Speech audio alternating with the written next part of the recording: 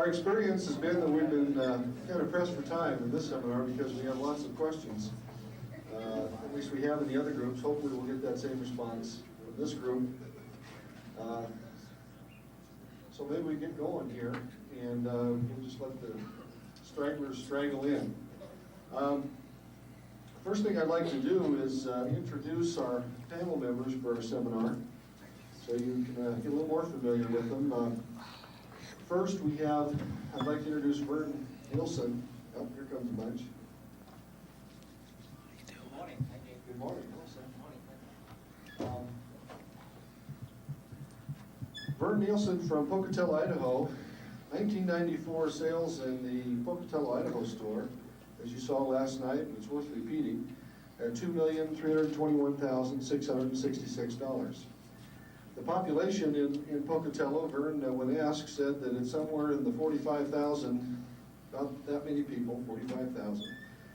He counts 7 stores as competitors and now says that there's really 8 because Walmart just went into Pocatello. You're getting on the map, Maxine, with the Walmart. But that adds a pretty formidable competitor, doesn't it? It does, Tom, but I won't allow him to shop there. No. You have to post outside. You know everybody in Pocatello. They would be too embarrassed to go in there. His store consists of 2 bays that he uses for tires and 2 bays that he uses for service. That's 4 bays. Number of employees in the store are 19. And I would imagine some of those are part-time, but... They are, Tom. 2 of them are part-time. 2 part-time and the rest are full-time. And Vern has been a Big O dealer for 8 years. And Vern did not start in Pocatello, Idaho store at $2 million. Okay? Dean Stone, Glenwood Springs store, representing Glenwood Springs, and he has 2 other stores. The Glenwood Springs store, if you remember yesterday up on the screen, ended at $2,512,454. Population of Glenwood Springs, 6,200. He has 3 competitors in that town. He operates the store in Glenwood with 3 tire bays and 2 bays for service. And they're smoking, those 3 tire bays. I can vouch for that. 13 employees in that store, and Dean has been a Big O dealer for 16 years. And Dean did not start his store at $2,512,000. Mike Lyons, Longmont, Colorado, our new inductee into the $2 million club this year, at $2,013,267. Population in the Longmont area is about 56,000 people. He has 16 stores in the Longmont area that he counts as his competition. And Longmont, if you've ever been out there or familiar with the area, is a tough town. It's a hard place to do business when you're trying to get going. And I can guarantee you that Mike Lyons did not start at $2 million because I owned that store for a period of time when we bought it. Bays, 3 tire bays and 2 service bays consists of that store, and when we had it, it was only 2 bays, wasn't it? Right. The old Big O design, Mike since remodeled and built it. And in years as a Big O dealer, 13 years. So all in all, there's a lot of experience here, a lot of good volumes, but... I don't get it. Did I? Well, I'm trying to get going here so we can get into the meeting. That's okay. I don't know. Well, we'll give you the same. I just want to get equal time. Okay. That's all I care about. See what you've done, Mike. Bruce has sales in 1994 of $2,209,720. Population in the Dublin, California area is 25,000. He counts 5 stores as his competitors. He operates with a little bit bigger store than the rest with 4 bays for tires and 6 bays for service. He does a tremendous service business. And he does it right, as you'll get to hear about. Number of employees in that store, 19. And Bruce has been a Big O dealer for 11 years. So there you are, Bruce. Thank you. This seminar is entitled, as you can see, The Business in Your Business, and what we're going to attempt to do today with our discussions is talk about how we can improve the internal operations and recognize opportunities and capitalize on sales opportunities that are within our store without doing any more advertising. We're not going to talk about promotions and advertising that drive traffic in the stores. We're going to talk about what's already there, the opportunities, how to perfect your store, and how to get your people ready along the way to start getting into these kinds of volumes. The things that we're going to be talking about are good old-fashioned sales and management techniques, which you're going to be hearing it from guys that are doing it every single day and have achieved these volume levels. The interesting thing about each one of these gentlemen is that they are still not satisfied with these volumes. They now figure each plateau that they've attained, these represent some pretty sizable increases even over last year, and they're looking for more this year. And what they asked me to tell each group as they come in is that we're not putting these guys up on some high pedestal, even though they deserve to be there. These are humble guys, and they're here only to be of service and only to help their fellow dealers, because they really have an understanding of the fact that the stronger the dealer organization is and the stronger the dealers are, the stronger it makes them and the added value to their franchise. And somewhere along the way, each one of them told me that there have been those who have helped them, given them advice on how to improve their business. And this is kind of their payback. And they've foregone the other seminars and spent some time as we prepared these to be with us. So for that, we thank them in giving us their time. So let's move right along. The business in your business. Well, the first thing that we'd like to discuss with you, and it was the tone of the convention has been sort of set when Tom Farmer got up and talked about the importance of people. And you saw in his commercials and in his speech, you heard the emphasis that he puts, the importance he places on the people in our business, our employees. And I can tell you, knowing Mr. Farmer and his organization for so long, he is the master at that. But we also have our own masters at that standing before us. How do you get your employees to buy in to your goals in your store?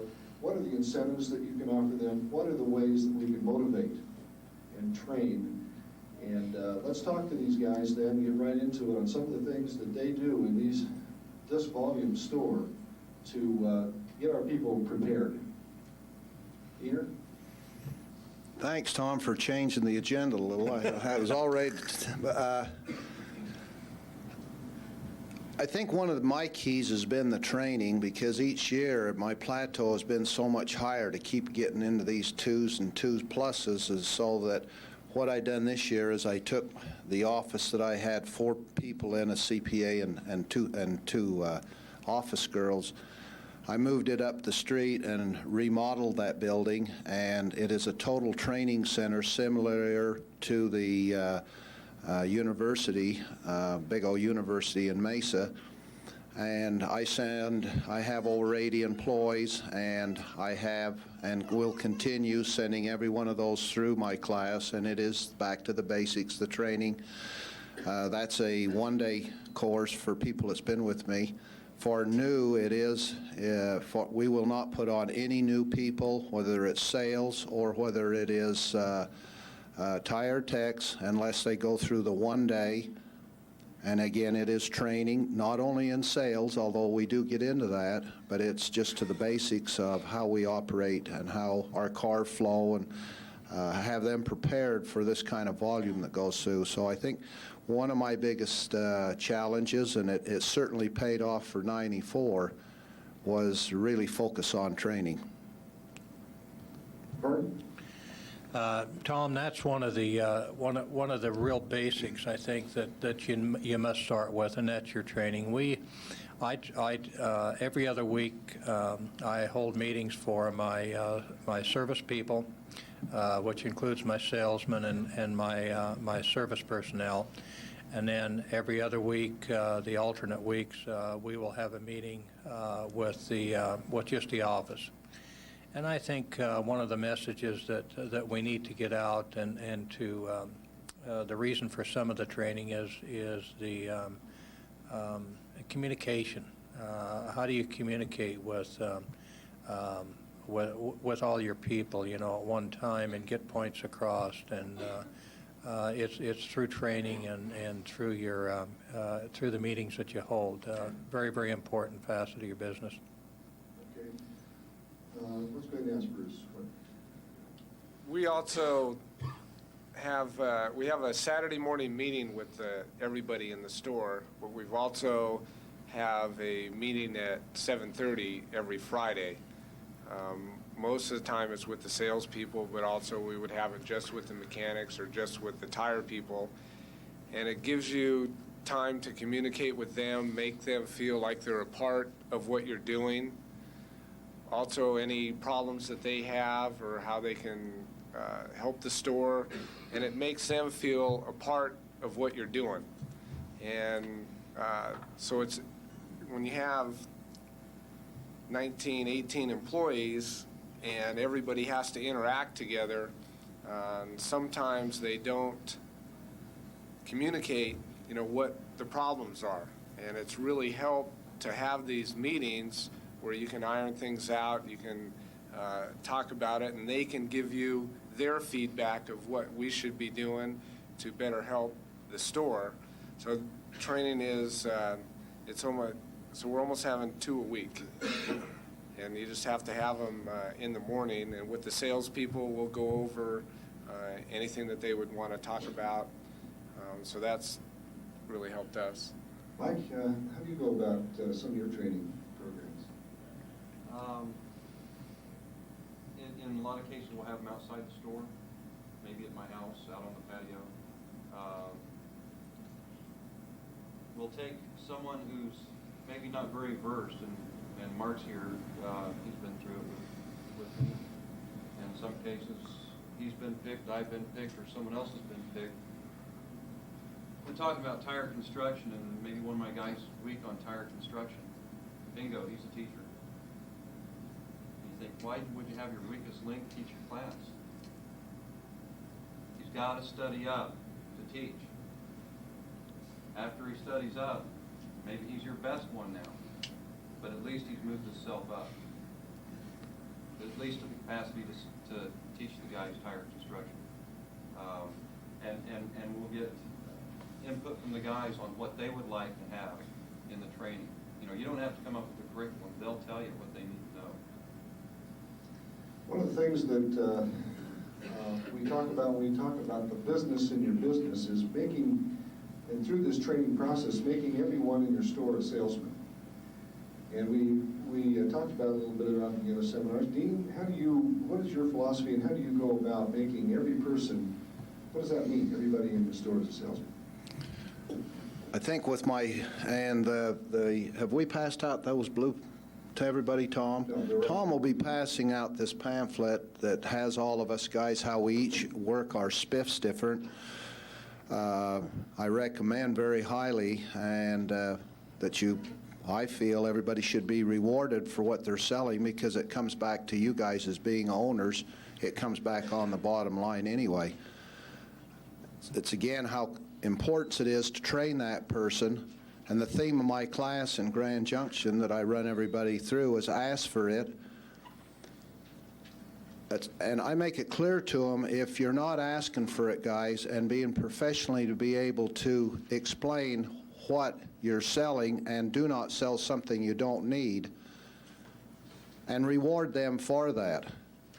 Well, I have proven for a fact that I increase 20% out of my stores strictly in the service center. So it's again back the importance of rewarding your people for what they sell. Some formula, you may not see exactly what you like there, but reward them in some way to get them to be able to climb the ladder, because if you like to grow, and if you'd like more than one store, or you'd like to have your store be into higher volume, you're going to have that qualified and that kind of people. Okay, Vern? Well, spiffs is a real must, because I have, in particular, I have one employee that went out and bought this new snow machine, and he just clasping his hands because he makes his payment off of his spiffs. But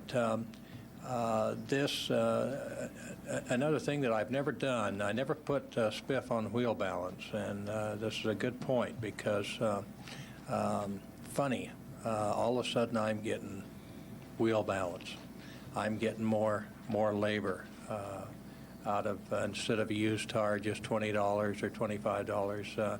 Now I'm getting $20 or $25 plus a $6 flat or a spin balance. So it pays off, and everybody has to be a salesman. This is just part of rewarding your people to help them do that. Spiff program.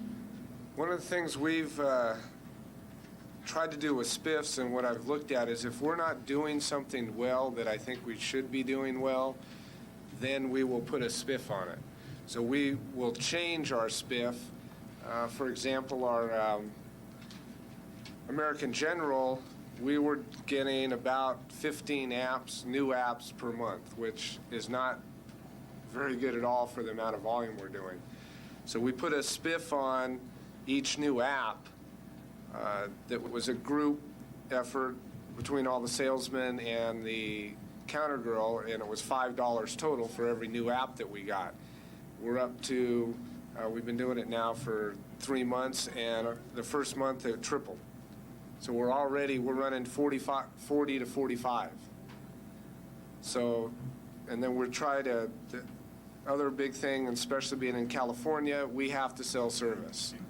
So our commission program or spiff program is based on service, because that's the hardest thing that we can do. Tires, most of the time, a customer's coming in asking for tires. The tire tech, they have to put the tires on. If you sold 4 tires, they have to do that.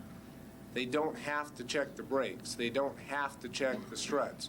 They're the first people that see it. Your salesmen aren't going to see the brakes. Your mechanics are working. So they are on a program of a group effort of what the front end department does. So we set our spiffs or commissions on what we have the hardest thing to do. We had a problem with selling used tires.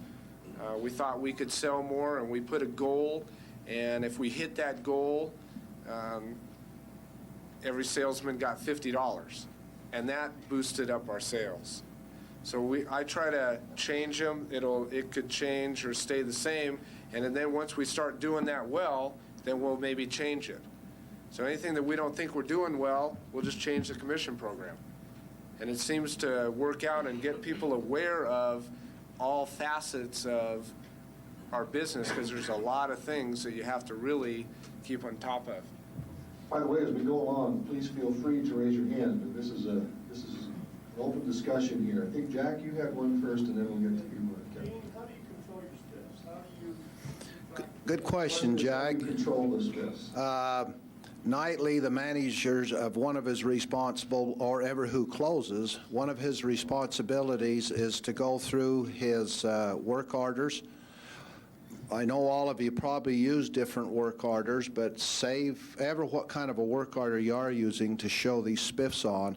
He'll go through them and he'll transfer them from the work order to the legal pad that he's using, and the person's name. And the reason I told him I wanted the person's name, not only to pay the reward the gentleman that sold it, but at the end of the week I look at him, and if the tire tech or who might be is real soft in a stem, a shock, they're called in the next day for a 1 9-hour training center in my training in my training center, and I only focus on what they're short on. I don't care if it's a stem. I love to start with stems, particularly with the new man, because it takes the fear out of him to be able to look at the customer in the eye and say, "Sir, I recommend you change your tubeless valve stems, and here's why." And you get that tire tech hot on that particular item, he can't wait to get there the next morning and now show me how to sell shocks, or ever what it might be. What it done for me in the 5th tire sale, because I reward very highly in the fifth tire sales, is now my stores are averaging 13, in each store, 13 fifth tire sales per day, 6 days a week. So if you just sell 4, you're breaking up a set in your store. Well, we inventory a little different. So our sale is, instead of patting the guy on the back and say, great job, you sold 4 big O's, did you ask for the 5th? Oh, I forgot. Oh, then you didn't do that good a job, did you? Hold on, sorry. Vern, I got a question, a reaction, or any of it. The issue of tire techs dealing with the customers, I mean, is that, when I look at my tire techs, I'm not real happy about the idea, half of them have trouble speaking English, let alone talking to the customer in this line. I mean, do they go through the salesman, or do you have them directly interacting with the customer? Sometimes I have them, it depends on the salesman, but I don't know, I guess I'm a little careful, who I hire, but as far as they have to have a smile and they have to be able to, and that's part of your training too. We've had to develop some of this stuff with them, but some of them talk with them, and in fact, I'm a real bear on we're going to talk about VIP, but I make them, if we're all tied up and they see nobody's out there, I make them, they know that they better run out to that car and see if they can help that customer type thing. But did that answer your question? Question? You have a car runs go out to the customer, they actually make the sell, say for instance, a CV booth, but you can't do that job right then. But he does come back and have that job done maybe the next day. How do you track that for commission? Have you had that problem? It isn't a problem. Yeah, you have that. It isn't a problem. The same question was asked in the last group we had, is I have 3 guys on my speed lanes, and they says, well, do they fight over it? Do they get mad? No, we run as a team. You have to run as a team to do 456,000 last year in November. That's not a bad month. That also last November, we done 43,000 in one day. You've got to run this stuff to be a team, like to see these numbers that you see here. So we take turns. And if that happens, we trust our people. We tell them if you abuse the spiff system, it's no different than going up front and opening the till. Don't get it jerked away from you. Be honest about it, and they are. We don't find a problem on that. They all share. The guy comes back 2 days later and says, I talked to him and he's back. Great. Write you down a spiff. Before I get to the question, Mike wanted to comment on the first one. You had a question as far as the tire busters, talking to the customers. There's a philosophy that we go by in Longmont, and it happened to come about by a car dealership that I went to. Everybody's gone to car dealerships, taking your car in for service, and for one reason or another, you could have had a bad experience. In most cases, you probably did. One case in particular, I took it to the dealership for some service, warranty work, and Tony took the car in. And typically, when you call back and you say, this is Mike Lyons, and I'm seeing how my truck is, and they go, Mike Lyons, let's see, well, gee, I can't seem to find you here. Can you hold on? So he rummages around. He says, yeah, I believe it is done. Versus having one guy that handles the vehicle all the way through, and the instance was, and who was your service rep that you talked to? Well, it was Tony. Tony got on the phone and says, well, Mike, you're such and such and such and such, and went all the way through what they did to it. He followed the truck all the way through and followed me all the way through the process. Made me feel very comfortable, and it was very professional. So what we do is the tire busters see a CV booth that's busted. They'll get a hold of one of us sales guys, and they get spiffs on them. So if Mark's having a bad day, they might go to one of the other salesmen. Or if I'm having a bad day, they'll go to one of the guys that's going to sell it because he gets a spiff off it. It's a team. You'll hear that a lot today. It's teamwork. I don't know if any of your stores are anything like Longmont, but I used to joke about it, now it's almost the truth. If someone comes in and applies for a job, we have a pack of gum behind the desk, and we give them a stick of gum, and if they can chew that gum and walk at the same time, they got a job. Okay? Because we can dress them up to look good. Okay? So are you saying you do have to talk to customers? Do not. Do not.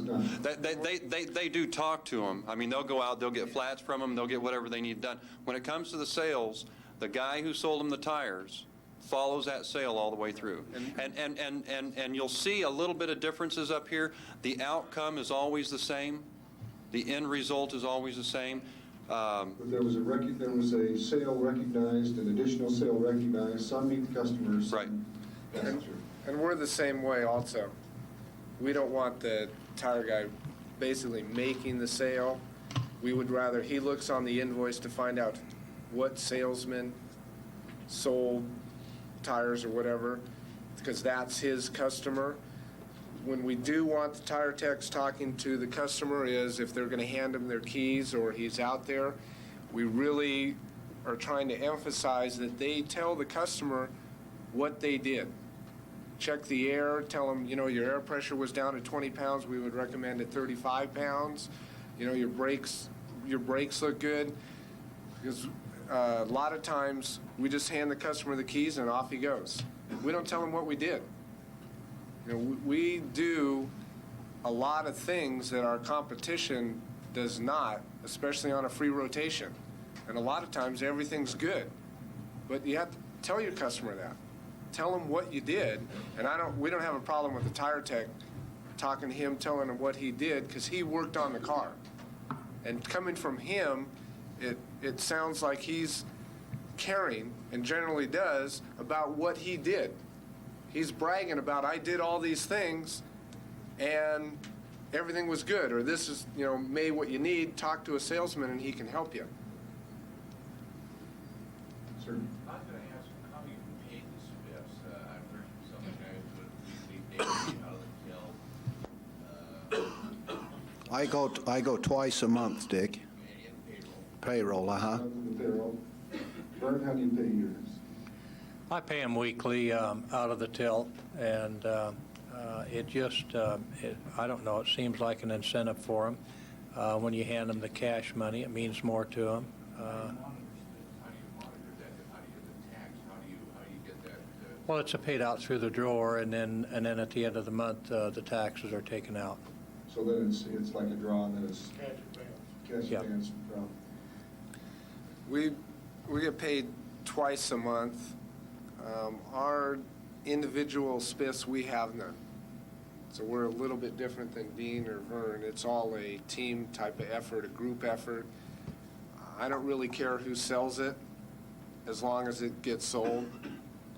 And they're a little bit different philosophy, but I feel that if it gets busy and a salesman's got to go out and help bust tires or do whatever has to get done, if he's on an individual type of basis, he's not going to go out there and help. Same as a mechanic. So, and the other thing is I like to keep things real simple, real easy, so everybody understands. Your tire techs, if you get things too complicated, or for anybody, they don't understand what they're getting.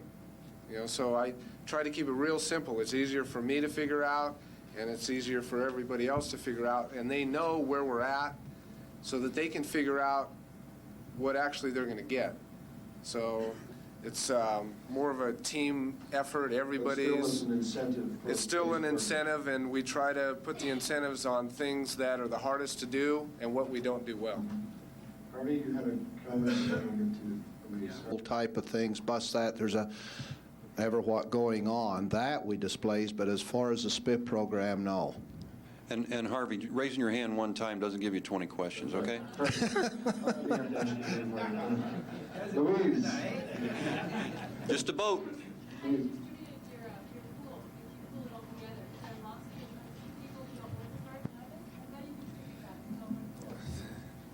Well, yeah. It's peer pressure. That's, you know, not everybody's on the same percentage, but it is peer pressure, and you have also between the tire techs and the salesman. You get a tire tech that spots something, he'll get that salesman, and if he doesn't sell it, they're asking why. Or you get a salesman that's his car, and they look on the invoice and they didn't write down anything or what was wrong. They'll go out to the tire tech and say, well, how's his brakes? How were they? Customer wants to know. I want to know. And so then they'll start doing it all the time because now you got everybody's playing off of each other. You know, the salesman's going to go out there and he says, well, you got to check those. There are times we'll pull the car around, take all the tires off again, and check the brakes because they didn't check. So a lot of it's peer pressure. Yeah, I mean, no matter how you do things, there's, advantages and disadvantages to every program. But for us, it just seems to work better if everybody's all working towards the same goal. And if somebody's not performing, they'll know about it. One of the things that we've all, as we discussed some of these points, we recognized that was occurring in a lot of the stores, and that's been confirmed by the other groups, is that we sometimes get what we call the white shirt versus the gray shirt program going into the store. I don't do that, and you don't do that, or they just don't cross over. We have that problem, and the SPIF program, as we've discussed it, is one of the ways to try to overcome that. Is that right, Dean? Is that Yeah, very true. to get the team and the team spirit and that back and forth done, it's going to take that kind of training and working together. We talk about a lot of the basic programs that are very familiar to you, but it's amazing how familiar they are to and how they're still being worked in stores that are at this volume level. For example, we have a program in Big O that's been quite well known, but isn't well used. And I'm speaking of the VIP program. When you get to this volume level, and Mike's reaching, he's ready to go. When you get to this volume level, I don't need to do that. There's enough cars coming in to take care of itself. I don't have the people. I don't have time. I'm not going to get to those customers because I'm just so busy. We got $45,000 days. But even at the average day that you're looking at here, how the heck do I get that done? Is it important to still VIP when you get into this area, Mike? How many people in the room VIP? Raise your hand. Okay. Could I ask you why you don't VIP? Why? Don't know? The gentleman here in the maroon shirt? I guess too lazy. Lazy? Okay. Who else does not VIP? Now I know there's more out there. Bob? I think the reason most of us don't VIP is just like you said, we're too lazy or gotta sit behind the counter, hold this counter down because that sucker's gonna blow away. Yeah, exactly. That's right. Exactly. So we're afraid to get out and meet the customer. I'm going to tell you a little story. Yes, sir. Mike, what about I guess in my mind, I always feel like I'm being too aggressive. Okay, can I get to that in a sec? There's only one store in this whole convention that you cannot VIP in. Now, I would have bet anybody any amount of money, every single store you can VIP, there's one you can. Actually, there's two, because there's two in this town now. It's Gallup, New Mexico. I know because I went there. And an Indian pulled up in his truck, and I walked right on out there, got to his door, he looked at me, rolled up his window, shut his door, started the truck, and started backing out. I thought, whoops, go back in the store. He pulled back up, rolled his window down, got out of the truck, came in, started talking tires. Okay, so I've seen one store. Now, I've been to every one of your regions, every one of your areas, and there's not one of you that can tell me or give me a good reason that you can't VIP. Absolutely none. Laziness, yeah, that's a good reason, I guess, if we don't want to make any money. And yours was? Not yours, Bob. I know your problem. Okay, feel like you're too aggressive. In this day and age of everything being self-service, and people having to pump their own gas and bag their own groceries. Isn't it nice to walk into a Walmart and the greeter's there and give you a little cart? Now Kmart's doing it. Isn't it nice to walk out there, how about, and open up the door and say, "Hi, how can I help you?" Is that aggressive? Can I help you? Not at all. So we've decided in our own minds, I'm not going to VIP because I'm too lazy, I've got to hold up the counter, or it's aggressive. I'm telling you right now, it's not aggressive. It's friendly. Because that customer doesn't have to walk in your door and tell you, "I'm looking for some tires." Well, what size are they? Oh, I feel so stupid. I don't know. You'd be surprised how many of your salespeople will say, "Oh, gee, let me look in the book." You know, they feel like asking, "Do you go buy shoes without knowing what size they are?" And we laugh. But that's true. And we're building that inhibition in the customer's minds. I'm telling you, you're missing double-digit increases. Who wants double-digit increases? Why don't you want double-digit increases?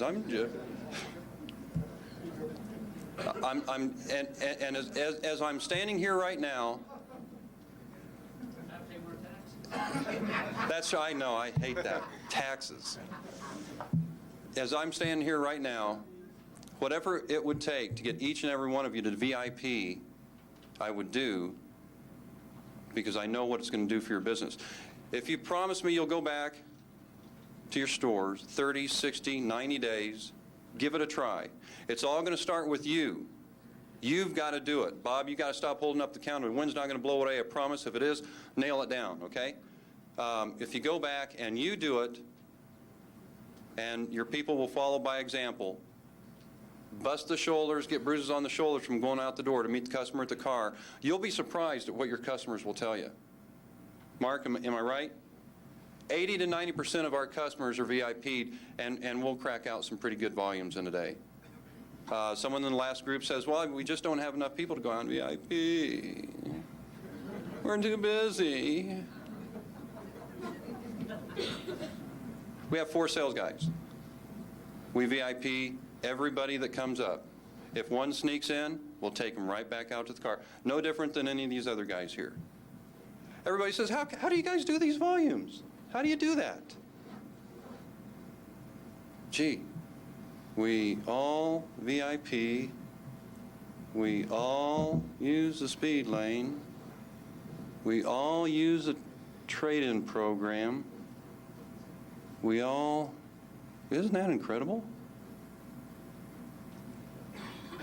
I think that's what we have to take a look at. It's not what we're doing, it's what you're not.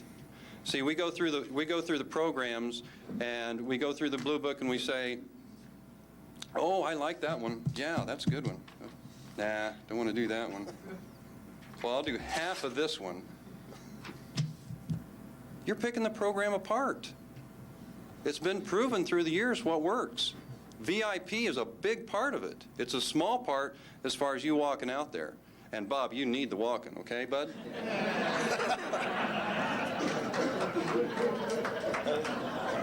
Mr. Cherry, do you want to add to that? I don't know if,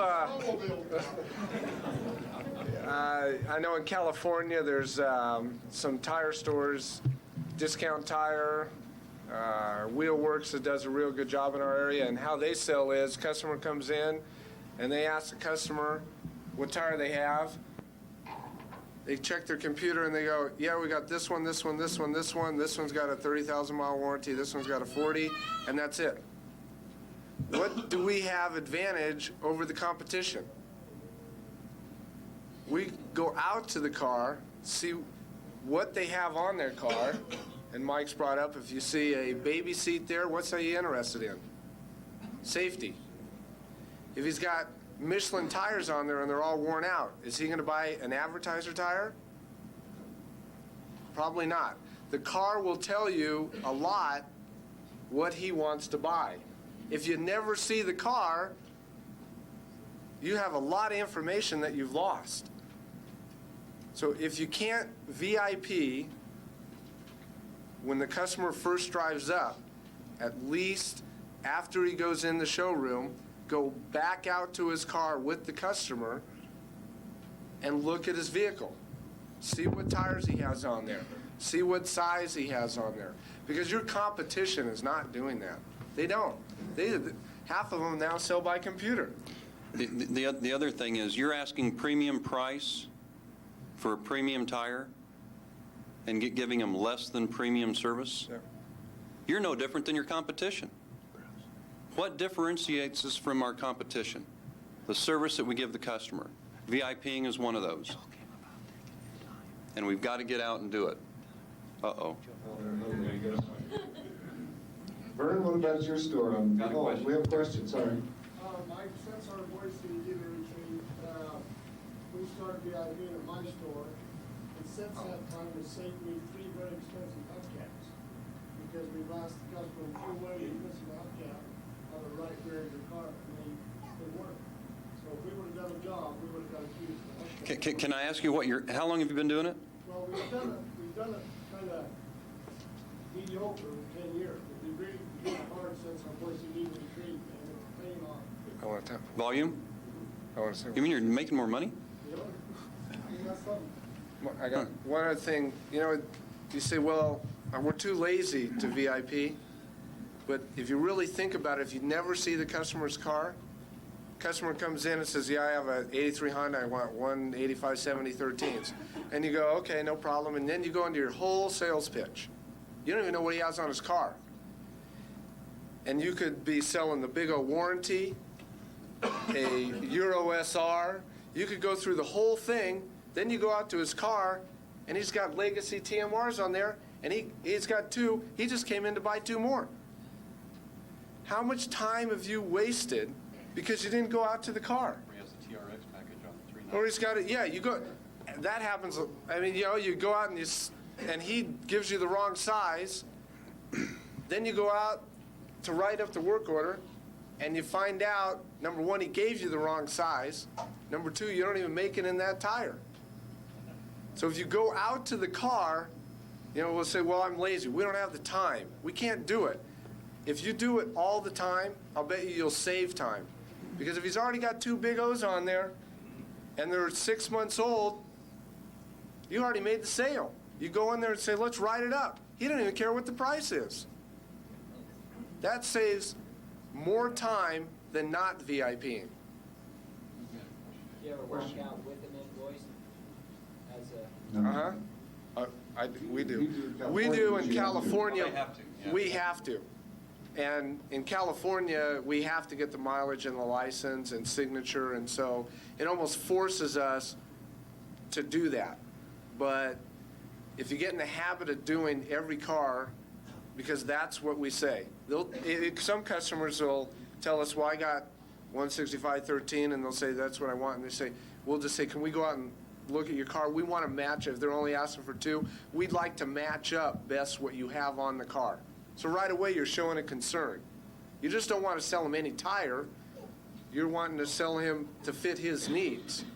But if you never see the car, you have no idea what to sell him. I'm going to give you an example, too. Visiting one store in the central region, and a customer pulled up, and I had just gotten there visiting the store, and the guy was behind the counter. And no one got out of the car. And he proceeded to wait for someone to get out of the car. And I didn't understand. I'm not used to that. So I went out, and they were paralyzed. Don't get out of the car. Shame on us. Vern? Well, if we don't learn anything here today, learn VIP. But not to run this thing to death, but I remember one thing that, in fact, you illustrated at one time in your meeting, Tom, the resistance that a customer has. and how he feels so much better because he is with his own vehicle when you're starting to talk with him. You see, and then you can start lowering that resistance as you're talking to him out at his own vehicle. He feels better, and you get more out of him. What type of mileage did you get out of those? You get into a situation where you feel more comfortable talking with him, and then you can bring him in and almost tell him what you want. But we get so busy that we can't VIP out to the customer's car, everybody. But I guarantee you when they walk in, my salesman will go out and do that, and we do. But I think your push is to meet him out at the car right at the giddy-up, isn't it? By all means, you bet. Yep. Dean doesn't believe in the IP, I don't think. Thanks, you guys. Ditto. I'm not going to wear it out. It's how you get the business within the business. You can see what type of driver this guy is. You guys that know me, I'm a fanatic on horse trading. Well, you've got it all going for you the minute you walk with that customer in the door, what you're going to give him, what you're going to show him, and you got it. Tom used to tell me I'm going to work for him. Dean Stone's the only guy that can actually know within dimes what the guy is going to spend. Right, Tom? That VIP is a must. Except the day that the guy came in with his income tax refund check in his pocket with the amount showing. Should have seen him. That's good. He got everybody done. How much did he leave with, Tom? Well, actually, the honest truth is, the ticket came out right to the penny of what that income tax. And the guy was, he thought it was great. He said, what a coincidence. She'd never tell us what. Tom, the problem was the check bounce, though. Yeah, no, That was the problem, the check bounce. It would have been California. Question. You're talking a lot about new tire sales in the VIP. How many new tire sales have you gotten out of people that came in from flat repair to the VIP? Excellent. And it would have gone 3 days back out. Comment was, you do it on new tires when they ask for that, but what about the flat repair? So the key is, if you're getting out for everybody, you're picking those up too, right? Brought up a story. Central Region also, we were up in Frisco, Colorado, helping a dealer out, and the telephone rings. Manager answers the telephone. Guy says, I need a used tire. One of my tires is separated. Guy says, hey, not a problem. Bring it on in. Did a great job on the telephone. Got the customer in. They're right in front of a Walmart. And the gentleman comes in and says, yeah, I called you, Tom, on the phone, and I need that used tire. And no, not a problem. Come on out here. So he goes out to the used tire area and showing him the used tires. Happen to be a Michelin, just like what he's got on there. And so I walk out to the car, and sure enough, feel the left rear, and it's separated. Go to the right rear and feel it, and ooh, also separated. Now here's a guy that would have gotten one tire put on his car. Chances of the buster seeing the separation on the right rear is slim if they hadn't touched the tire. This guy could have gone out, he could have had a problem with it. But in any case, he would have left without having the proper job done to his car. And what impression does that customer have of us as far as professionalism at that point? Okay, well, we've done our VIP, we've gone outside, and we've done our job there. We've got a lot of traffic today, obviously, even on an average day. How do we take care of that much traffic through our stores? What's our philosophy? What's our training program? How do we just process that kind of volume? How do we process, Dean, $456,000 a month? How do we process a $44,000 day? How do we set up for that? Could I ask how many have speed lanes? Well, I can answer that probably right now. How many speed lanes in each? okay, as we go down the line, everybody can comment on their speed lane, and then they would like to know. And whether it's a drive-through. Okay, Dean? Foy brought up a question. This is our third seminar we've had that's not been asked on this particular subject.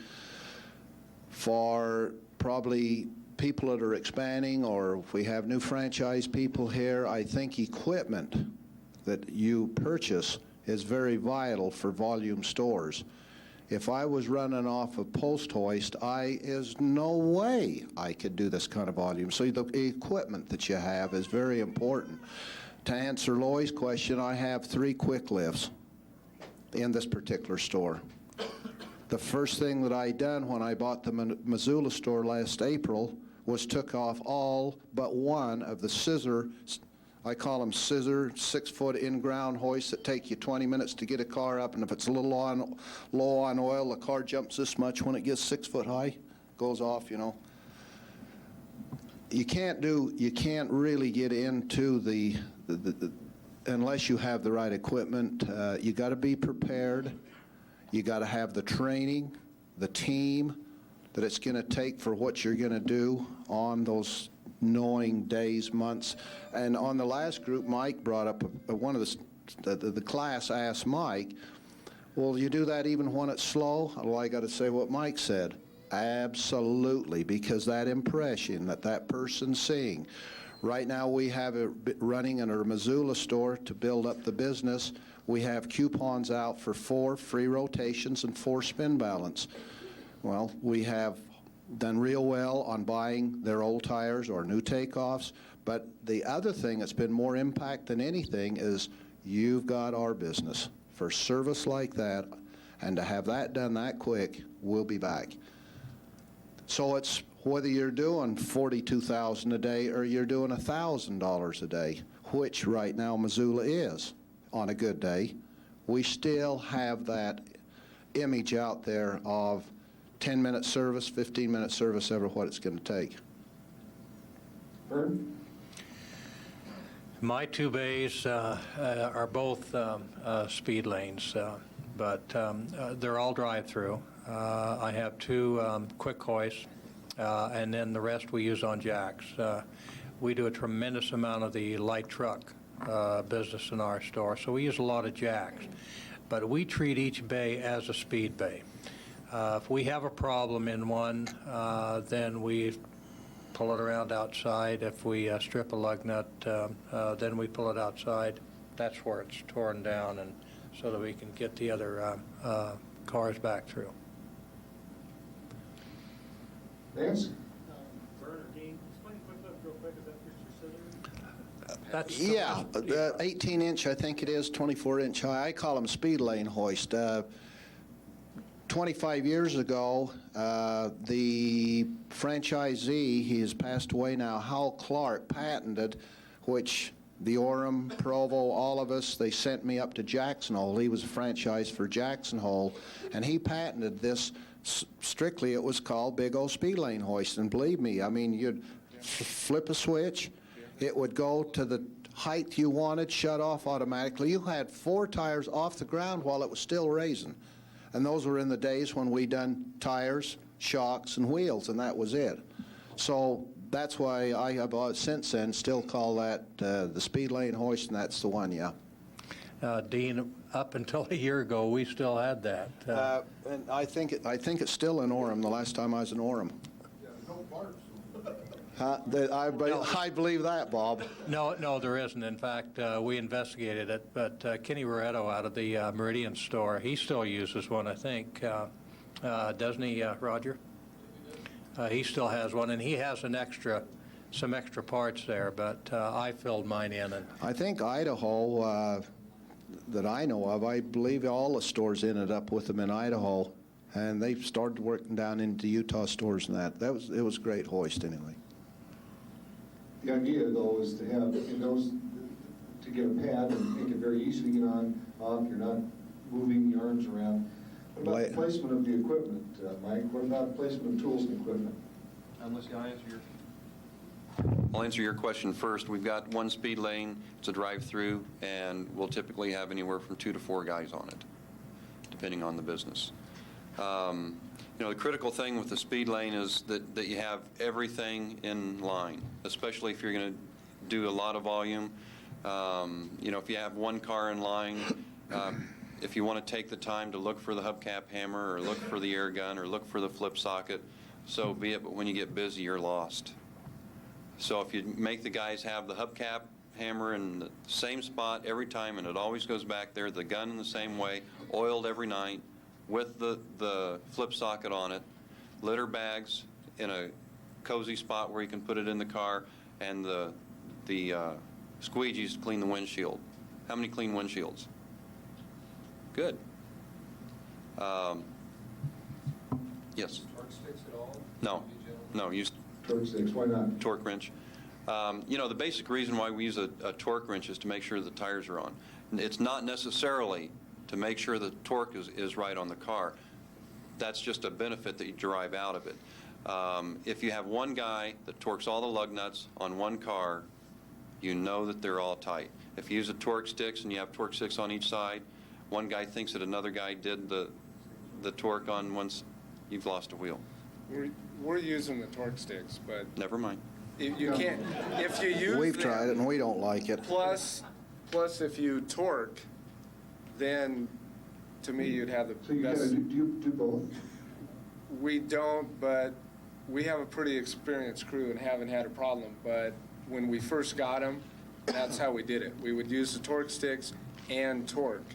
So it's just a double thing. The advantage of the torque sticks is that it's real hard with tire guys. They want to run down the lug nuts, at 150 pounds, and then you have problems. The advantage that we've had with the torque sticks is we don't get customers coming back saying, I had a problem, I couldn't get my legs off. There's an easy way to solve that with, excuse me, Dean, just a second.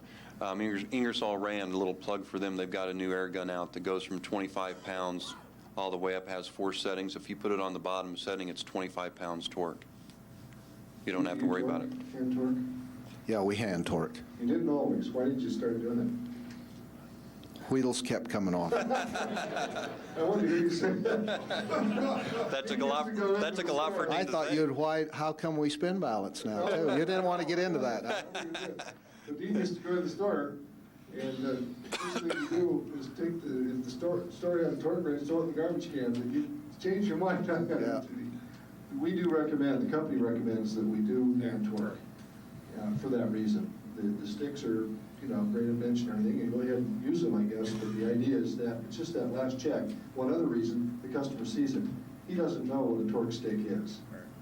He just sees you blasting down a lug nut, but when you go around with the click, click, click, it has another positive image of your service. Where are we on speed lane?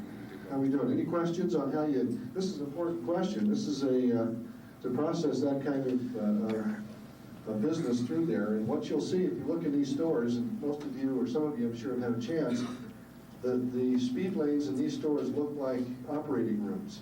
I mean, there's nothing in the way. They're designed for speed. There's nothing there that doesn't belong. If you had a chance when was it, about 3 or 4 years, do you remember the video that we had at a convention seminar? Who remembers of the Glenwood and Grand Junction stores during the snow blast? Who remembers seeing that video?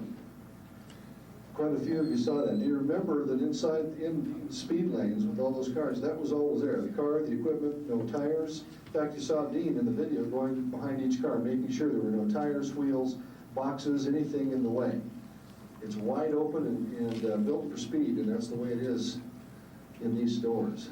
If you go and see them, it has to be. What equipment exactly do you have in your speed? Equipped in each speed lane. How many tire machines? I've got, for the speed lane, I've got 4 tire machines. I've got 2 spin balancers, 2 air guns, 4 hubcap hammers, 2 flip sockets, a partridge, no. And on one side, there will be the windshield squeegee, and at a convenient place will be, again, the window cleaner. You say 4 tire machines, are they 40/40s? Or Yes, 40/40s. rim clamps, or one of each? A rim what? Rim clamps. I don't know what those are. Zero. We don't have a European tire machine. You do everything on the cones. Right. That's per bay, you have 4 tire machines? 4 tire machines in the speed lane. You have one speed lane. Got 1 speed lane. If you had 2 speed lanes, you would run 1 on each side of the car. Would you still run 4 for each car? I would probably run 2 per speed lane. That's what I run. Yeah.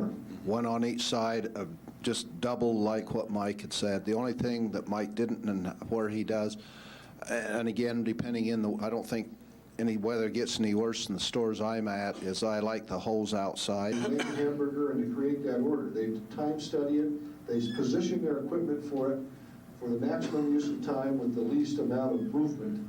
And Dean, and I know that you and to you guys that have these speed lanes set up that way, that hubcap hammer is never anywhere but right where you can reach it with that gun, just those little things. You know, going along with the speed lane too, and Mark can attest to this, car pulls up and I grab it real quick, the gal's in a hurry, she's got to get a flat done, so I pull it around in line, and I forget the work order. You want to see some guys get pissed in a pair of seconds. They'll come down on me like you can't believe. Rightfully so, and they should. I don't care whether I own the store, Mark, doesn't matter. If they pick on Mark, they're going to pick on me, they're going to pick on anybody. That's their job, they take pride in it, and they should take pride in it. And that is a very important part of the speed lane, that work order. It's got to be on every car. That's why if you have a weekly meeting, those are the type of things that your employees should be able to tell you how to improve. And not be afraid to. Right, because if you're never having meetings or you don't let them talk, something simple like that, we get the same thing. Tire techs are like, there's no work order, and they get to the point where sometimes if there's not a work order on the car, they don't touch the car. Then the salesman's going, well, how come you're not doing my car? There's no work order. So you learn real fast, because when you start doing a lot of volume, or if you're short-handed, you have to be organized. Yeah, I visited stores where there's been no work order, really, system set up, and you're right in the middle of the sale, and the customer walks up, it's happened to everybody, and you're working with him, and just about ready to close the sale, the tire tech walks in and said, "Is that white or black?" I mean, you stopped your whole store operation, your whole speed lane to tell him, or does the customer keep, it's a little thing. What about the tires? And it has to be done and correct and filled in. Well, and you could have just been just about ready to ask the all-important question. Can we put those tires, excuse me, Mike? They don't, they're trying to do their job. They're trying to get the speed lane going. You're trying to sell a set of tires, and you're trying to close a set of tires, and he interrupts you right when you got everybody all hot here. We're ready to go, and he cools it off. Then you have to go back in, and you have to get the sale going again. Usually they just stand there for 10 minutes and look at you. Yeah. The work order program is an important part of the speed lane. Who pulls the tires, is the question? The salesman that sells them. Salesman? Salesman here. Salesman. Who drives the car in to the speed lane? Salesman. Customer? My customers Hey, Bob. Should the customer, let me put it this way, should the customer ever drive a car in the speed lane? No. Never, never, No. never. Never, never. Yeah, oh boy, we have living proof in the fact. Luckily, he's still living. Sam is still alive and barely. I think, Sam. Question? Yes, does anybody have a service manager that checks the vehicles out? Okay, good question. Let's talk staffing a little bit of the store. Good question. Let's start with you. The staffing and your titles and what they do. Friday and Saturday, we'll have 4 sales guys. Monday through Thursday, we'll have 3 salespeople. At any given time, we'll have 2 to 3 tire busters. Of course, when it gets busy, we'll have 4 to 6 tire busters.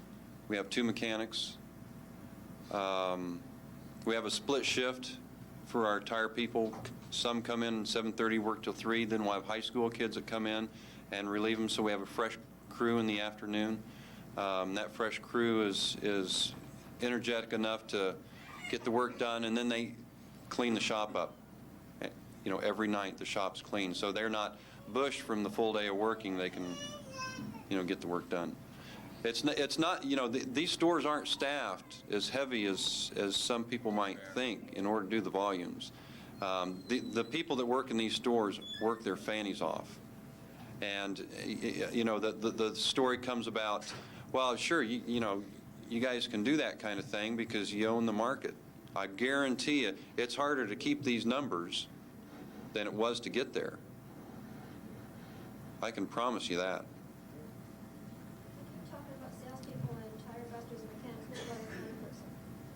I don't have a counter person.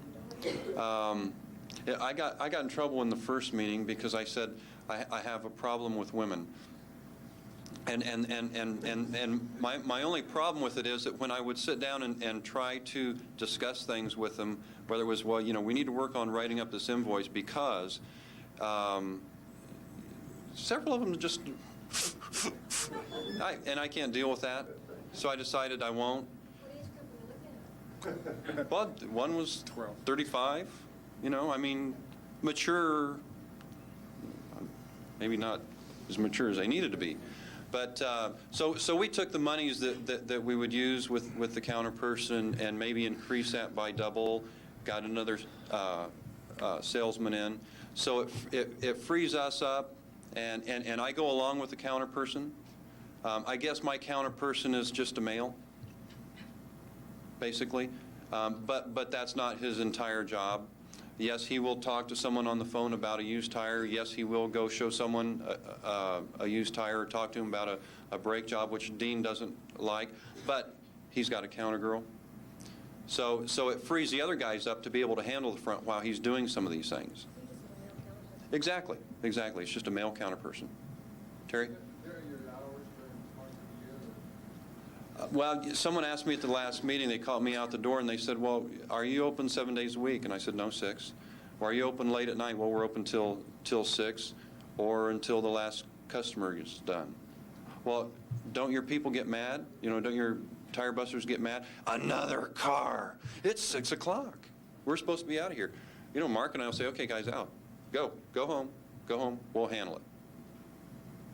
You know, if we're going to get that kind of attitude, that's a subject for the next meeting, but they can go ahead and leave. We can handle it. Not a problem. But yes, we will never turn off cars. We'll never turn them away, as long as they're coming up. No. One comment? Tom, I did, just a little, I guess, to add to what Mike said. Again, keep in mind the $456,000 for November. Our winter hours are 7 o'clock. Glenwood that month, never even, it was a short day if we got out at 10.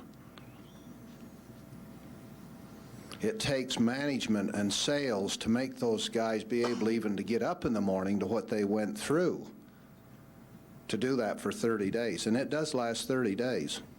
So it's a day-to-day with your people to keep them motivated. If you can imagine an owner not looking forward to the next day, imagine what the tire busters feel like.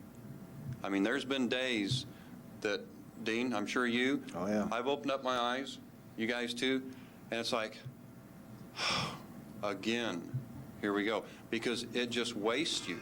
You are mentally and physically gone. And 6-7 hours of sleep did not help. Question, and then we'll go back to Wally. What kind of volumes are your mechanics doing? Volumes that you're... I do about 15% in undercar, and that's about as high as I'll ever be, and I ever want to be. I'm at 12%. This particular store... Well, we're doing $2 million, so 40,000. It's going to be 300,000. And I'll repeat what Mike said. 12's as high as I'm going. I wouldn't have any service if it was up to me, but Thank you, Vern. But it's a necessary evil, and it's a very, very important part of your gross profit process. But we do about 14 to 15%, which is basically around $35,000 a month. Bruce? We do 35, 36%. So our service is about 65,000 average last year per month. We have 2 full-time alignment guys. We're not quite to the point where we're doing 14, 16 alignments a day paid. But in California, you're almost forced to do that much because of expenses, and we could not survive on 15%. In Northern California, the group average is 35%. So we, right now, have 6 mechanics. We touched, more questions, and Walt, you have a question? I was kind of curious, the volume that you guys are doing, what's your big O mix might be, like individual basis? What's your GP percentage might be on those, and what's your GP? Who are you asking, Wally? Just, Pardon? Just go down the line. Okay, Mark. Go ahead, Dean. I'd rather Vern start. Again, I'm the kind of guy, my middle name is Don't Walk 'em.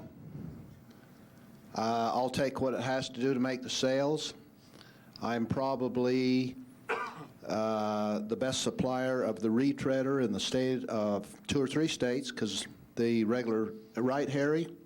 Harry couldn't find in Boise somebody could just even supply Missoula. And I sell retreads because I make more money off of them than I do Heritage. It is something that's been in the big old line from day one, and it will. I am not changing what works. Again, so that cuts my mix, Wally.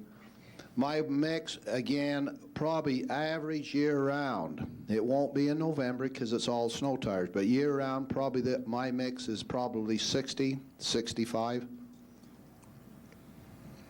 Yeah, that's what it was in the last state. Vern? Mine is, we ended up the year about 78% for the year, but we've spent a lot of time and energy in our particular market in advertising and going after the that portion of it in our town, because we have the Les Schwabs. We advertise our warranty so staunchly, and we sell up by selling down. So we run a high mix, and the average customer, if I tried to put him into a retread, he would look at me and say, "Did I have the big O warranty on it?" No.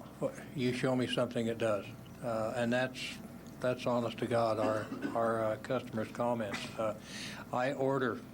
I think, oh geez, that's a good buy. I'm gonna sell those, but they just don't sell. I mean, we try, but the first thing out of that customer's mouth is, does that have the big O warranty? Well, you show me something that has a big O warranty, and maybe I'll buy it. You've educated your customer base pretty well. Yeah, we've spent a lot of time on that, Tom. Yeah, Bruce?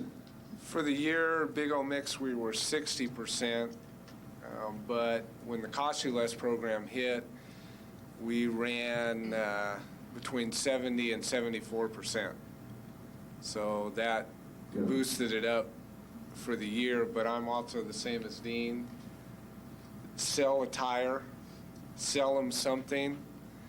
And we also, I think, another reason why our business really started picking up is that, and of course it's easier when you have better cash flow, but we started carrying odd-sized tires. And in our market, which is a high-performance market, it's an affluent area, when customers were coming in asking for tires that other tire companies were not carrying. And same as tubes, lug nuts, those little type of things, to where you get a reputation in your area, well, I don't have it, but go to Big O. I don't have that, but go to Big O. And so then all of a sudden your volume starts to creep up, because when that customer comes in, if you sell them something or treat them right, it could be for a package of lug nuts. But now he knows you're there, he knows how you treated him, and his next set of tires, hopefully, he'll come to you. Yep. And we started carrying odd stuff because everybody carries the staple sizes. The clubs, Costco, Discount Tire, Tire America, everybody has those. But where do you go to get an odd-sized tire? When he needs it. Or if he wants it, are you going to go out of your way to get it for him? Because Ward's isn't going to do it. Take them 3 weeks to get a tire. Those are the little type of things that you can do to help increase your business, and I know it really helped us. We had a salesman that worked for us, and then he left and came to work for us in a pinch on a Saturday, and he said, looking around, he goes, boy, you guys got a lot of odd-sized tires. But they're not odd. You may not move them as much, but when you move them, you can also get a little more for them because you have them. And that customer, if it's not in a Big O tire, but you have to sell him something else, but maybe his daughter has a car and it's a Honda, he'll go to you and he'll buy a set of Big O tires. So and that's really, I know, really helped us as far as volume. So we sell a lot of Big O tires, and our Big O mix is down in 60. In our area, realistically, I don't even know if we could average more than 70. And I don't know if I'd want to, just because a lot of it is our area, and a lot of odd stuff that Big O does not make. But, we still sell a lot. I'll just answer with about 60%, and everything else is fairly similar, so we don't need to. In fact, Tom, I need to tell a little story here because I had one of my salesmen one time. We're getting an influx of California people and so forth into Idaho. And I overheard this. My salesman, he says, well, we were trying to sell a Big O instead of a Michelin, and he says, I'll tell you what. He says, you go down in the parking lot of Albertsons and see which brand tire is on most of the cars down there, and if it's not Big O, then you can have the Michelins. Other than that, you buy the Big O. He come back, honest to God, and he said, give me that set of Big O's over there. Yeah. One can only dream, right? But your market being that. Let's start back here, and I'll come right up. Dean, you mentioned about that daily employee motivation. What are some ideas you guys use for daily motivation if you're doing those kind of buying? Great question. The goal setting, the daily thing, how it really generates the adrenaline through these guys when you have this chewing gum and talking, spiff system working. The spiff, fresh too. Hey, Dean, I'm afraid you couldn't make it a tire buster in my store. The spiff system doesn't work unless you really get in and get the guys excited, though. Constant battle. I didn't, because these other gentlemen added into it, back into the meetings they have. We not only have the training that I put on in the training center, we have a weekly sales for what we call our service meeting. We have our weekly with just salesmen. And I guess what I'm trying to say, if I've answered your question, is to motivate the people, is just reward them for what they're doing. Vern, how do you do that? This is a great question because it comes right back to the crux of the whole deal. How do you get your folks working this hard? I don't know what else I could say that Dean hasn't. It's a no, I don't. But it is. It's through it's through the spiffs.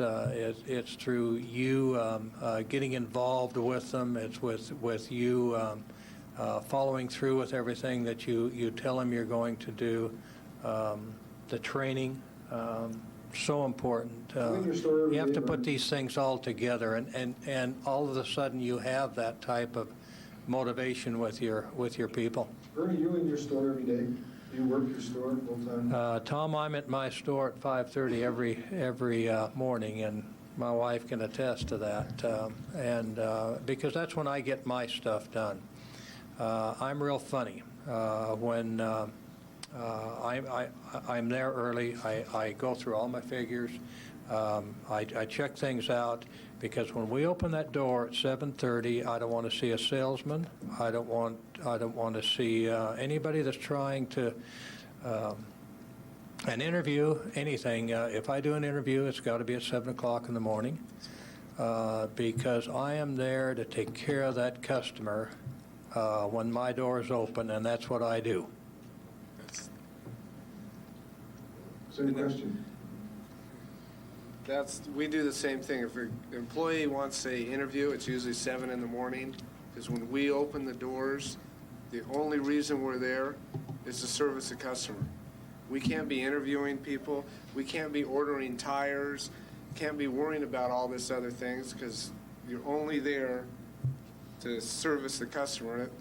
And I think what motivates people is if you care about them and you show them that you care and you keep them involved in your business, what you're doing, why you're doing it, why you want to grow. Because if you see that, if you show them that, they're going to want to stay with you and they're going to want to grow. But if you treat them like a tire buster and you treat him like a tire buster and you think he's a tire buster, he's not going to produce. And that's the same as mechanics and salesmen. If you keep them informed and at your training meetings or at meetings, if you listen to them, that's what motivates them. And I know especially our store, and Mike requested that we get tapes of this. I'll show them and we'll show them that they're in it. And we brag about how good our store is and how good they are. Because they don't, you have to tell them how good they are. It doesn't even matter what volume you're doing. I don't think people realize, and I know in our area, if he's a big O salesman, I guarantee you he can go to any competition and they'll hire him right there. Because they know how we train and they know how good our people are. But sometimes we don't tell our people that. You know, that's really all it is. You get a tire guy, he knows a lot. How many times you hired a guy and he says, oh yeah, I've changed tires. I know how to fix a flat, no problem. And you get there, he can't do it. He doesn't know half of what he thinks he knows. So I think that's, you know, money isn't always the ticket. Right? Same thing up and down the line. I think it's more of you attempt to have it be a family atmosphere. I know in the last session Vern was talking about he's got his kids' picture up on the walls. Well, it's his kids are the people that are working there.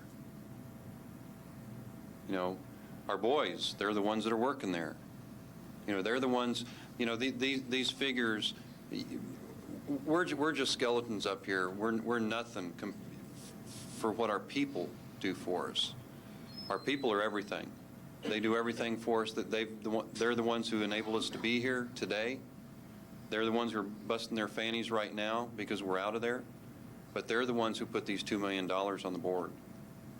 And our hats are off to them. There were some questions. Tom, can I just add, I've got to share one thing Mike just reminded me. My oldest daughter come down with me and my wife for this convention. Just quickly, her husband retired from the U.S. Navy, totally in charge of the medical field at Washington, D.C.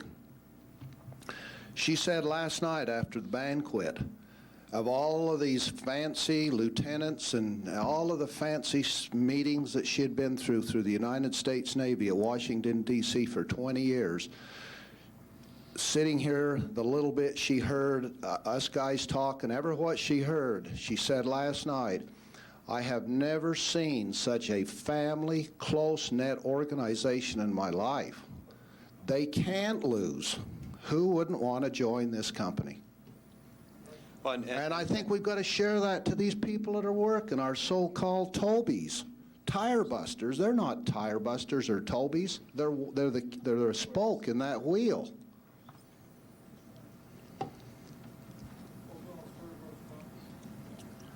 Overall GP. Let Bruce go first. Yeah, Bruce. Everybody sit down. We're 56 to 57%. Mike? We're about 48%. What you're going to see, well, don't say that, because when you look at the volumes, you've got to look, it's kind of unfair to do this, Yeah. because you've got to look at the statement. When you're selling that kind of tire, unit volume through these stores. You're not going to get those 52s, 55s, 56s, unless you're coupling it up with a lot of service. But you have to realize also that when you're in California, you have greater expenses. That's right. And where at, Bruce? Pardon? I own the store in California. I want to know where it's Workman's at. comp. Where? Workman's comp, package insurance. In our area, especially wages, you have to pay a little higher. Okay. You know, so there's other added costs. The reason I asked the question was, obviously, if I make a commitment that I want to be amongst this group standing in front of me, okay? As I'm getting to that point, I can tell you right now that I'm not gonna enjoy the gross profit in my store today if I ever reach that point when I do. That's right. And somewhere along the way, the reason I asked the question, I didn't want a big red flag to come up that would scare me back in.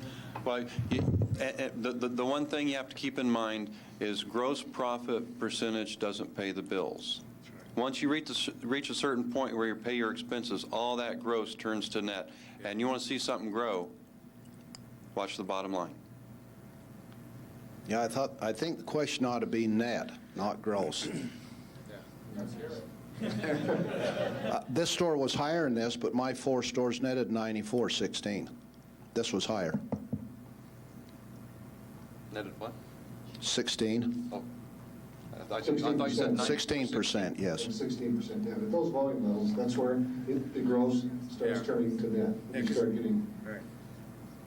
Your rent's the same. question back here, then we. Go ahead.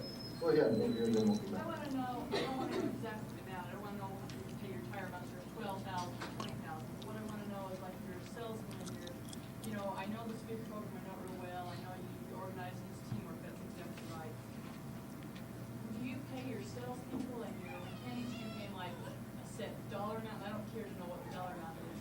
A base and a percentage, do you pay them on spiffs? How do you pay, you know, the different requirements to make that a little equal here? Okay, salesman, how do you pay them? I'll start with the salesman, strictly salesman. I pay a guarantee, then I pay a percentage on gross, and then I pay a percentage on net.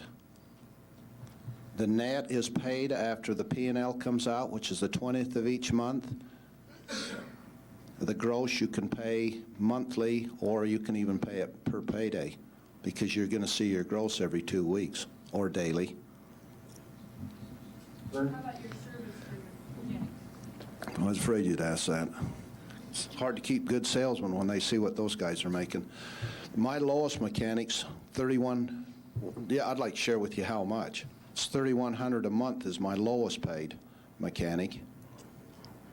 No, that's guaranteed, Bob. Yeah. This is January was the first month that I took I took the mechanics off of any commission. They're not on any kind of commission, and the reason why is when National sent me down 6 weeks ago or 2 months ago to work 2 weeks in the LA stores, I heard some horror stories. And I felt like a lot of that is if a mechanic is too highly commissioned, he sells or may do something that wasn't needed, and I didn't want that kind of a lawsuit on me. So that is the reason that and it isn't working well yet. And my mechanics, so that, I mean, they can make as much money as what they want to, but they have to increase my sales in order to do it.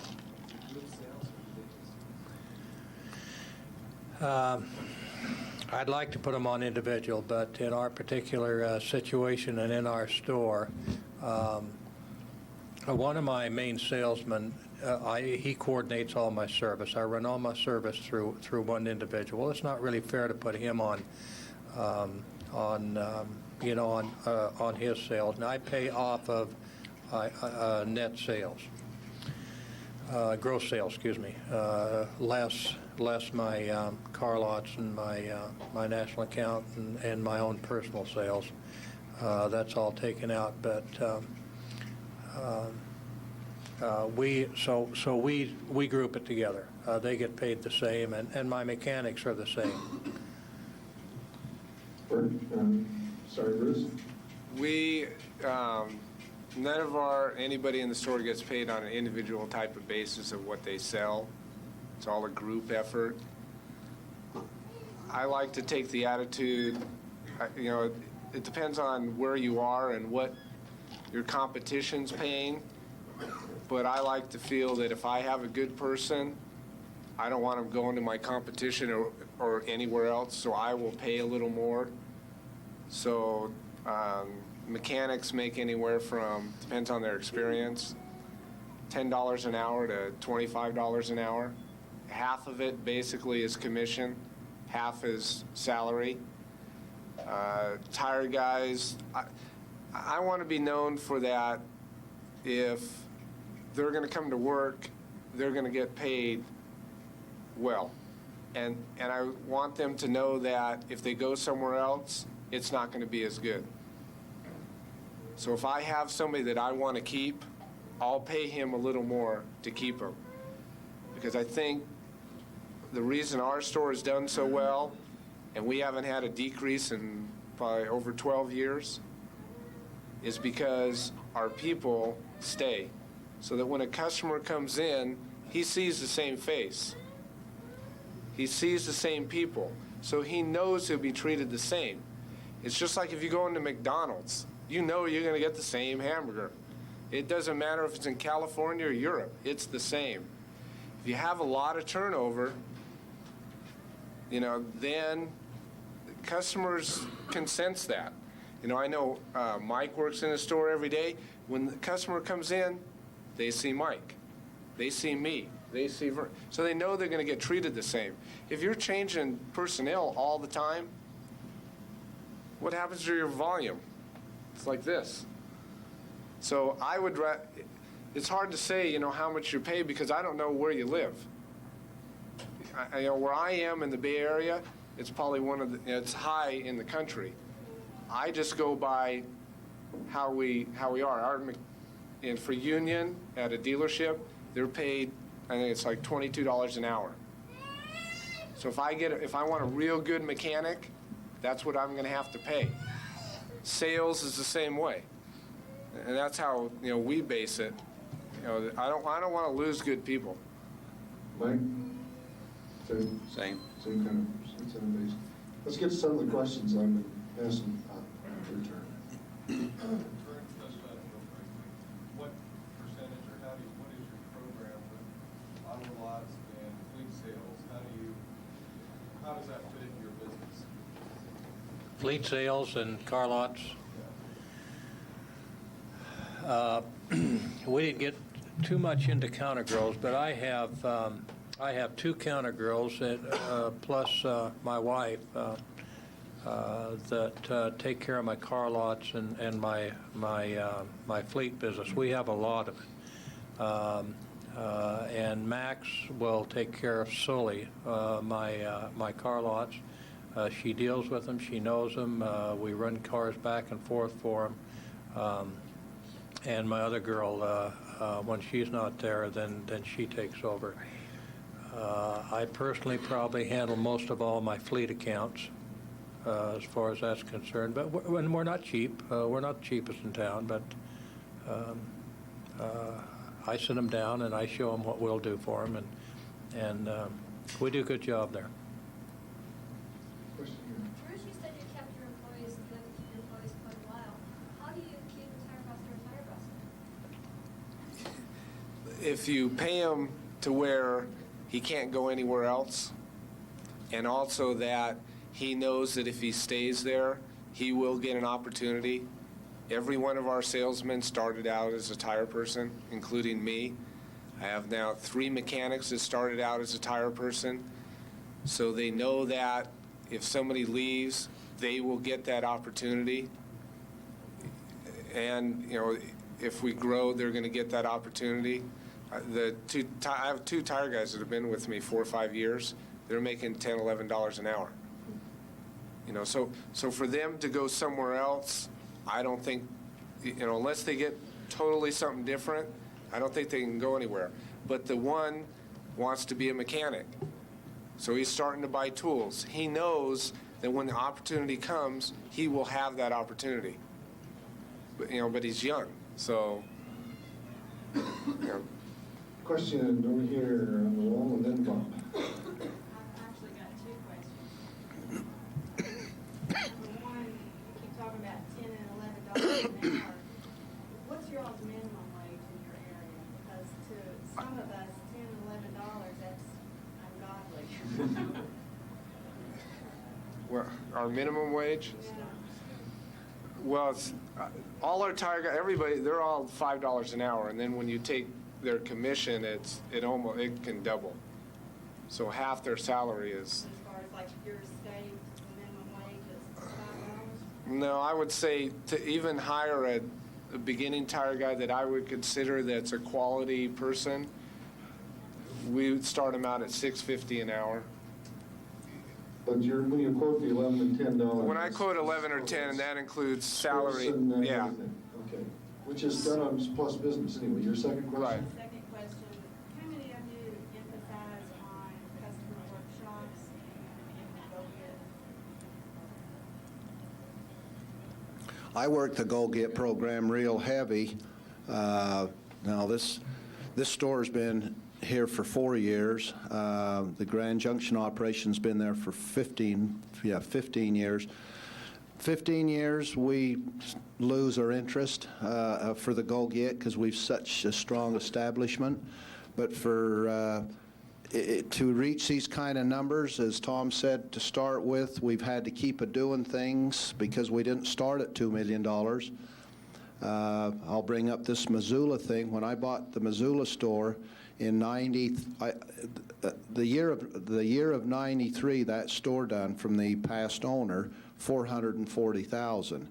In the 8 months that I've had it, I done $880,000. So that I more than doubled in only 8 months to what he done in 12 months, and it was by Go Get and by everything that you've heard us say here on the panel today, to impress the people and the customers and that. Yeah, we use Go Get, but we do it as I don't know, it's just second nature, I guess, to us. And when I say Go Get, that's going to, before I go to work, they now don't open in time for me now, but you don't know how many tires I have sold just going to have a cup of coffee before I come to work type thing. Your neighborhood,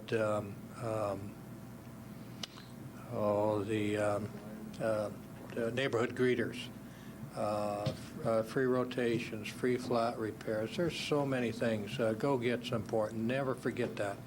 I'm with Dean. We all forget that, but don't do it. Do y'all do workshops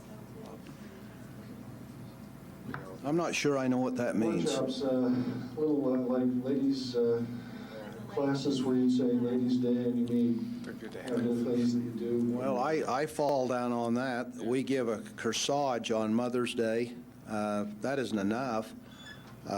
So again, we fall down on things like that. We do advertise in every ad, and it's on every truck that we've got, free pickup and delivery. That's a Go Get program. Anybody on the panel involved in any kind of workshops that have been successful? Tom, we were going to do that at one time. This has been like 3 or 4 years ago. We, in fact, we advertised for it because I had several women come in, and we cater to the women in our store. But we advertised, and we did it. Call this phone number. Never got enough phone calls to do it. We had it in the paper and I believe on the radio, didn't we? And we never had enough comments to do that. Bob? 2 questions. First one, loyalty of your employees, your managers, your tire technicians, your service pay people. Dean, how long have your people been with you? Bert, how long have your people? Well, they all vary, Bob. My general manager's been in Grand Junction since the first week we opened. He got laid off from an oil rig when all the top shell and that was going on in Grand Junction in the late 79s. But anyway, that would be the oldest, and on down. I would think, though, as far as I should say salesman and management, I think I'm safe to say 5 to 7 years. Mine, We're probably, I have a mechanic who's been there 18 years. Greg, who's now a partner, has been there 11. Tire guys, a couple of them been there 4 or 5 years. The other salesman's been there 5. Another salesman's been there 5. Our average is probably a good 5 years.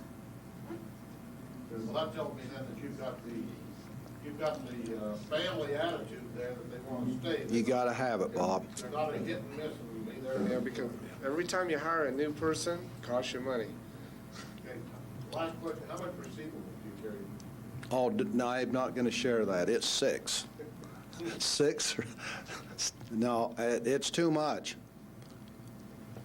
Ours goes about between 25 and 30,000 a month.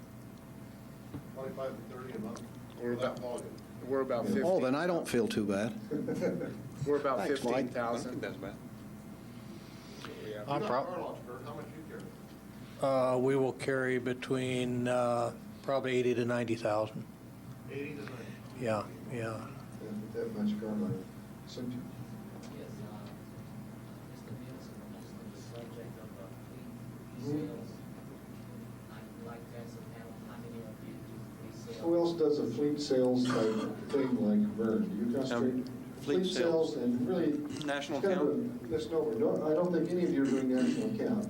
I am. I am. International, you are? But yeah, I'm not to any extreme, but if I have an opportunity I or... guess you're saying car lots and What bulk. kind of GP do they expect? Yeah, what kind of GP do you expect from a large account that you might put together like a car lot or something? With our car lots, on the hard product only, the tire, we're looking about 20%.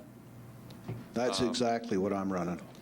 But when we get into the fleet accounts, which I consider fleet accounts, the plumbers, the electricians, and all those guys, it's board price. Same here. One thing that we push there is it's not the cost of the tire initially that's going to cost them, it's the downtime that will, and I promise them no downtime. In our area, the car dealers want it the cheapest they can get it in the shortest period of time, and we don't do a lot of car dealerships. We have a couple that are real good accounts. We don't actively pursue them. Fleet accounts, we don't actively pursue those, but the ones that we have pay well and stay with us. How much of those fleet accounts, what percentage is that? What percentage of your business, Vern, do you do with that? He does a lot. Do you think? We don't do that much. I would probably say 10, maybe 15%. And that's large. I don't know that we have many dealers Yeah, doing that's a lot. even near that. And one of Yeah, the problems is a car lot, one of those low gross 20% car lots, one of them rolls, you've lost everything for the whole year of all your good ones anyway. So it's been- Now, but we keep our, Tom, we keep our gross profit up on our car lots. That's something that I don't do. I provide service to them. We pick up and deliver. We do their flats, we rotate them, and they're good car lots. They want new tires on everything if it's not right, and so I keep 30 points on my car lots, and very honestly, I save them money. And there's actually some car lots that probably would like to do business with us, but that's all I can handle. I'd have to put on another girl, to do it. Okay, well, thank you. I know we have tons of questions, but we are out of time. We are.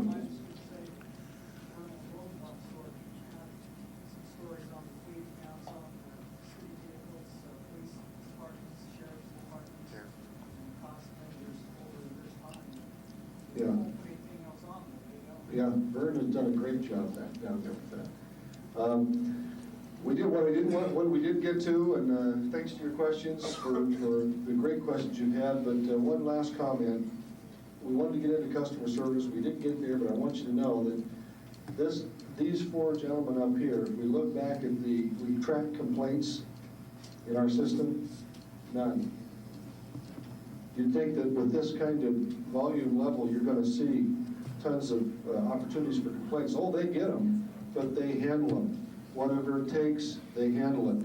And I'm telling you, it's like nothing. Bob? One last question, then, since you brought it up. Do you budget so many dollars a month, a year, to handle that and put it right in your budget? Whatever it takes. Whatever it takes. Just Whatever it takes is to a man how they handle a complaint. Yeah. Dean just gets out the checkbook, see him do it. And it's handled. Thank you. How about a hand for our panel? And thank you very much for being our seminar. Thank you.